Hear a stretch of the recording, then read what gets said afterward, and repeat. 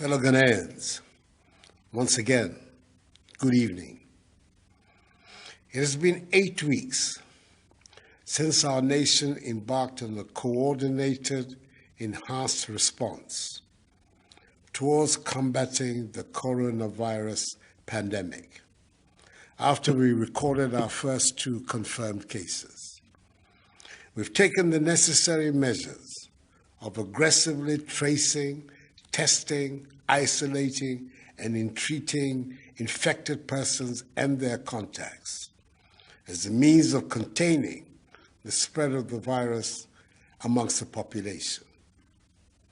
Measures such as the temporary partial lockdown of Accra, Tema, Kumasi, and Kaswa, the adherence to enhanced hygiene and social distancing protocols, the ban on public gatherings, and the closure of our schools and our borders have imposed considerable difficulties on all of us.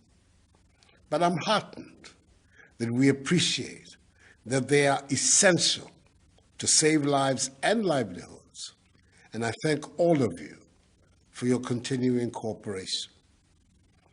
As of Wednesday, 6th May, a total of 135,902 tests had been conducted, with our country's total number of confirmed cases standing at the time at 3,091, with 303 recoveries and, sadly, 18 deaths. On Thursday, 7th May, 14,046 more tests were conducted, and this included the clearing of the last set of backlogs. Our total confirmed cases then rose to 4,012 positives, i.e. 921 new cases. Our recoveries stood at 323, 8 persons were critically ill, and deaths still at 18. It is important to stress that 533 out of the 921 new cases recorded between last Wednesday and Thursday are factory workers from a fish processing factory located in Tema.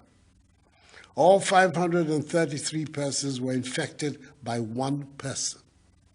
Again, let me reiterate that these new 921 cases were from backlogs dating as far back as 26th April and not necessarily over a 24-hour window.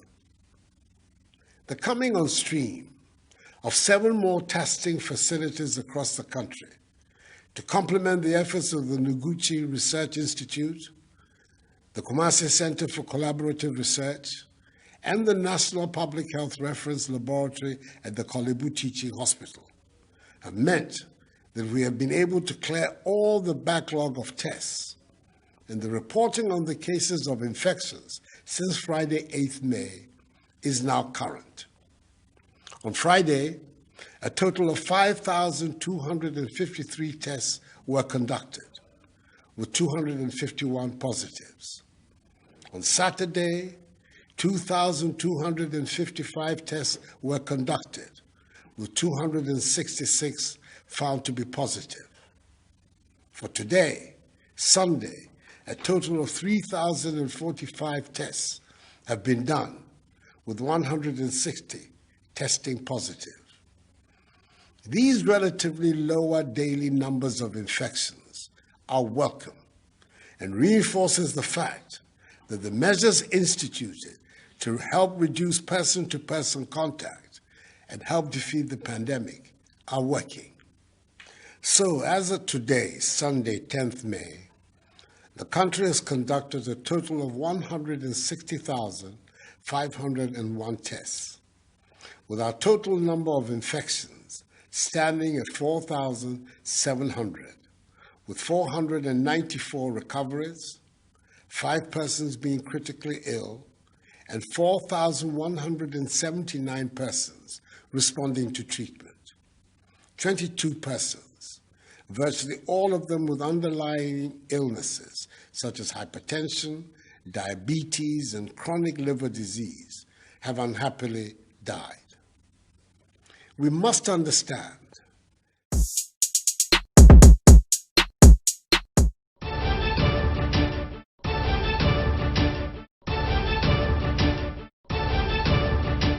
for the virus, the more persons we will discover as positive, and thus have the opportunity to isolate and treat them.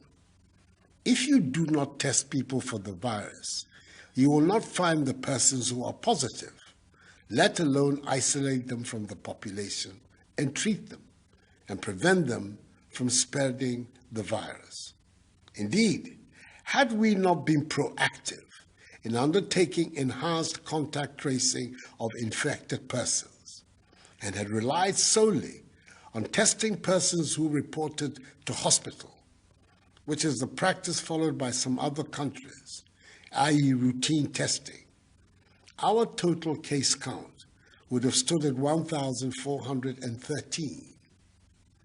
The other 3,232, i.e. 2/3 of the population of positives, would have been undetected and still be within the population, unknowingly infecting others.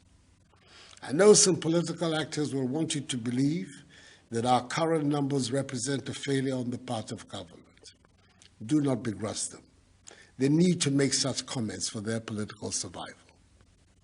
On the contrary, we must be emboldened in the knowledge that the 4,700 persons infected so far with the virus have been identified, taken out of the population, isolated, and are being treated.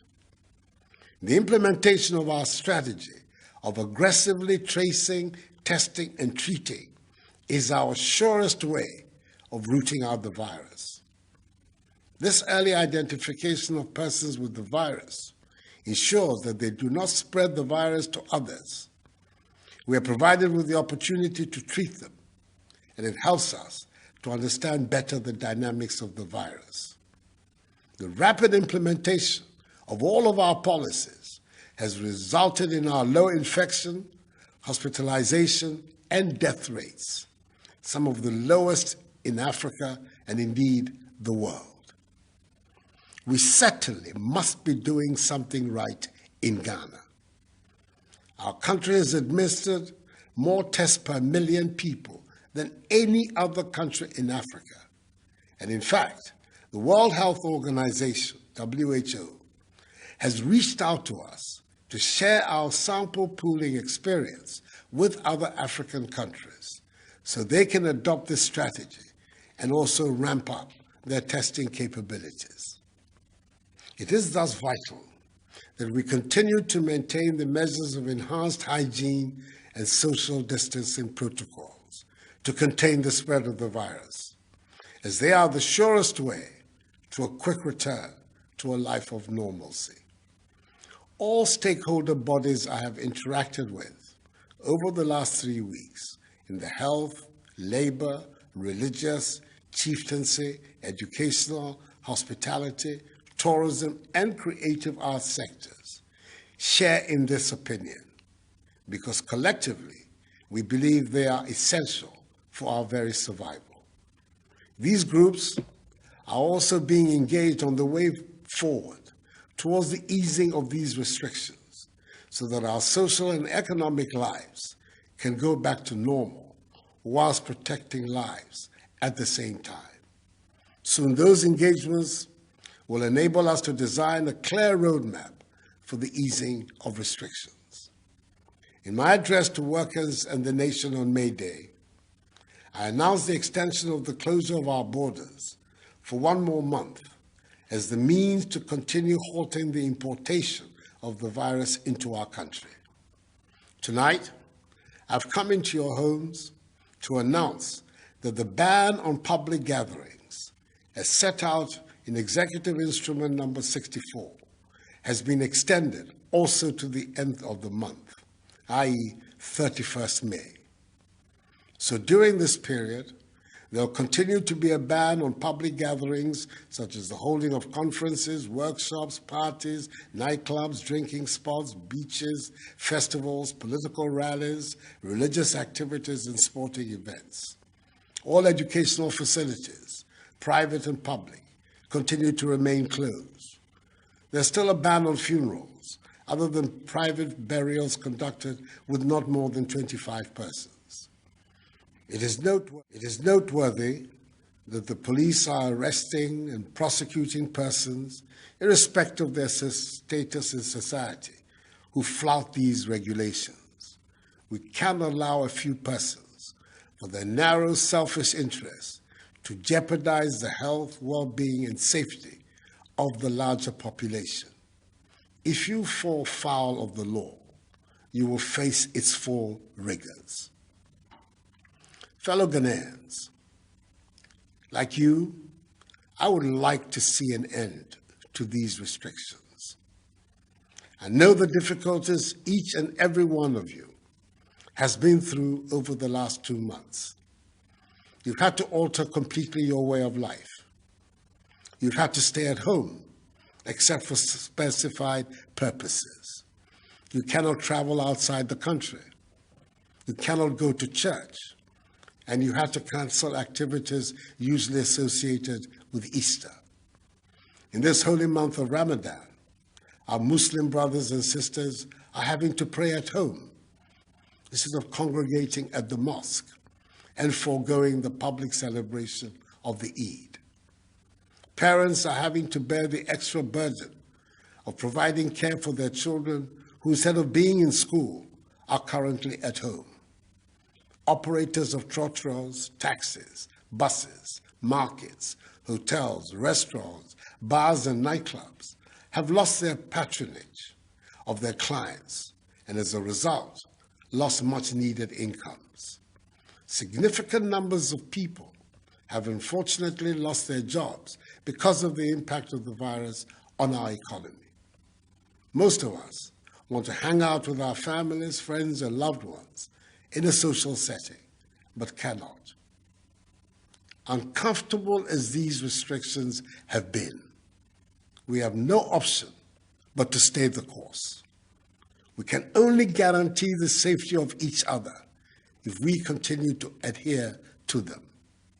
As I've said before, these restrictions cannot and will not be a permanent feature of our lives. And shortly, I hope to announce the steps for systematically easing the restrictive measures to bring us back to normality.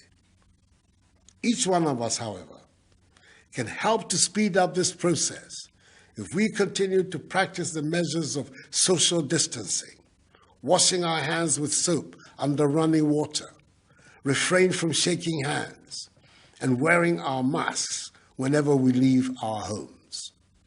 These measures must be respected by all. We do this not just for ourselves, but also to lessen the workload on our health workers, who continue to be at the forefront of caring for those affected by the virus and caring for the sick in general.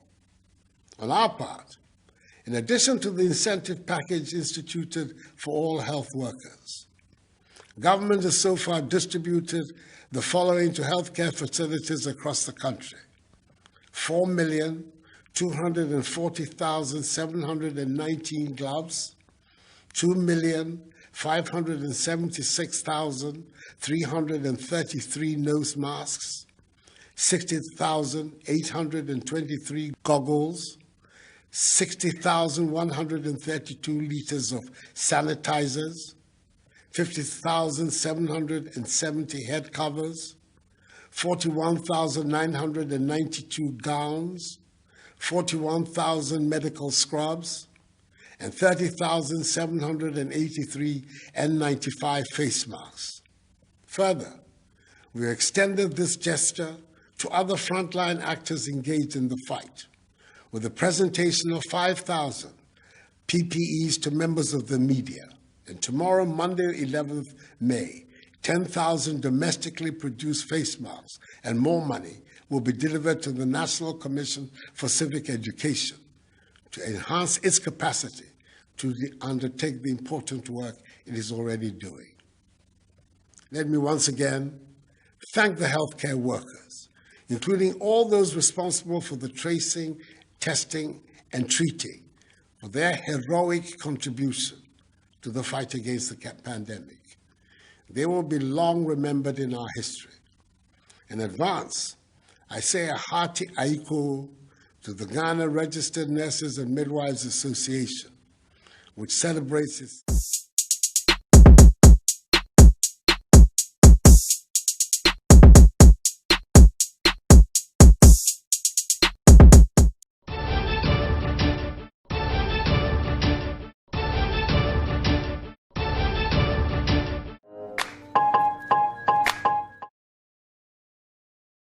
celebrates its 60th anniversary on Tuesday.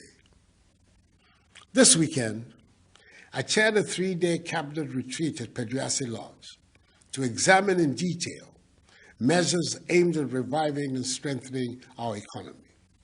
I'm happy to reiterate that government is putting in place a resilience and recovery plan with the overarching aim of finding more resources to strengthen the productive sectors of the economy, to ensure sustained economic activity. We're rolling out a soft loan scheme of 600 million cedis in this month of May to support micro, small, and medium-scale businesses. And as you know, the commercial banks, with the support of the Bank of Ghana, have also instituted a 3 billion cedi credit and stimulus package to help revitalize industries, especially in the pharmaceutical, hospitality, service, and manufacturing sectors. The Minister for Finance is working tirelessly to find additional resources to supplement these amounts, including the resources to finance the construction of 88 district hospitals, Agenda 88, and 7 regional hospitals, which he will announce at the appropriate time to Parliament and the nation. Before bringing this address to an end, it is critical that I raise one significant side of the fight against this virus, which has not been given enough emphasis, but has to do with the change in attitude that will impact on our lifestyles. That has to be one of the permanent legacies of the pandemic. We have to improve our hygiene, our fitness and exercises, our eating, generally our style of living, which will boost our immunity to disease and the virus. For instance, we're told that the key vitamins that fortify our immune system are vitamins A, B6, C, and E. Fortunately for us in Ghana, all of these can be found in many of our foods, such as oranges, kontumire, millet, cashew nuts, crabs, plantain, okra, dawa, brown rice, and mushrooms. Following a good diet, patronizing our healthy foods, exercising regularly, ensuring our personal hygiene, and improving our lifestyle habits should become part and parcel of our daily routines, which will help bolster our immune systems and help us in the fight against the pandemic. Fellow Ghanaians, this virus, as we have seen the world over, is no respecter of persons and has wreaked its havoc on every country on the planet. We can defeat it if we continue to look out for one another and remain each other's keeper. We're fighting a common enemy, and it is imperative that we do not allow religious, ethnic, or political differences to get in the way of certain victory. So we cannot allow a few persons who wish to use these differences to scuttle our collective fight to succeed. Over the course of our history as a people, we've had to overcome several trials and tribulations: slavery, imperialism, colonialism, tyranny, and dictatorship. And we have overcome them all, so that, with the help of the Almighty, we are today building a free, independent state. A state that, despite the urgency of the crisis, is governed by democratic institutions and respect for fundamental human rights, especially freedom of speech.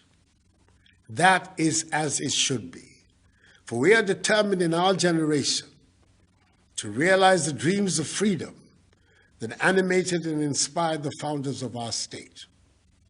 I'm confident that we will overcome this pandemic as well. This too shall pass, for the battle is the Lord's. May God bless us all in our homeland, Ghana, and make her great and strong. I thank you for your attention, and have a good night.